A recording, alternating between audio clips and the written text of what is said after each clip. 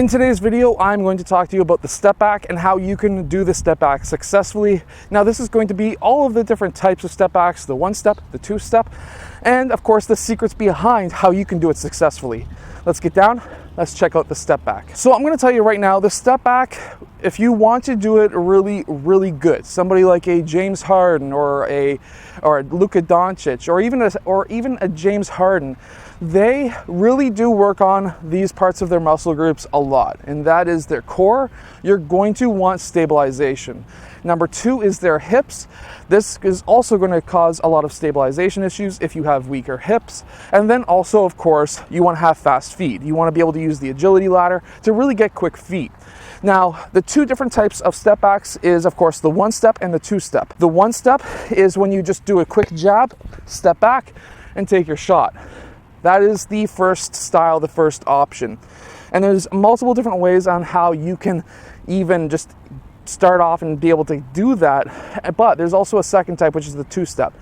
And that is when you, let's say, you do a jab step, you take a dribble, you go 1, 2. That would be a two step. Now, the differences between them is, of course, the two step will get you a lot more farther distance away from your defender. So if you've got a really quick defender, you may really want to do the two step, but I also find that the two step gives you a little bit more stabilization so that you can hit your shot at a higher consistency. So if you're coming off the bounce and you are dribbling the ball right now and you want to do a step back, well, you could just easily just dribble in that direction, do a two-step step back, and you're all set.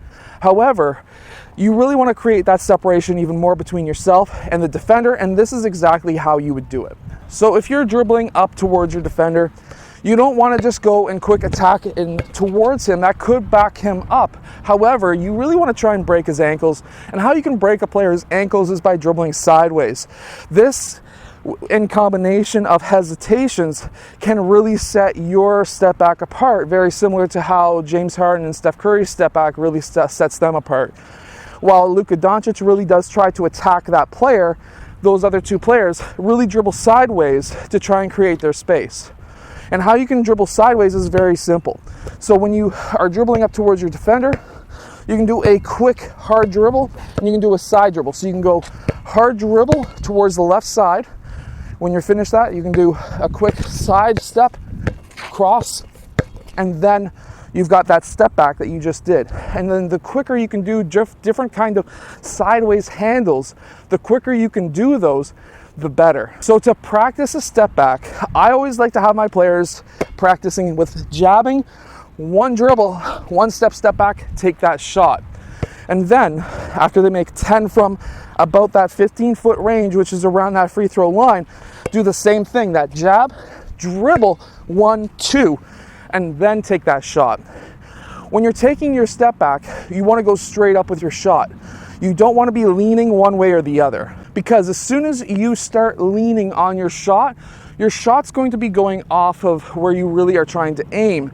And what you're really trying to do is to set your same shot as if you're taking a regular shot. The only thing you've done is that step back. That's the only thing you've done differently. Now, the reason why I say that the two-step gives you a little bit more stability is because a lot of players, when they do their one step, they're off balance. Their shoulders are way over the ground, way past their toes, or they may be leaning way back. Meanwhile, with a two-step, they'll dribble 1, 2, and now, look, they're in line. Their body is in line, their body is balanced. If you are doing this in game and you're younger, definitely do the two-step. It does create more distance between you and your defender, but also it is more stable. It's going to allow you to have the better shot. However, the one step is a lot quicker of a shot, which will allow you to essentially, I guess, trick your defender a little bit more.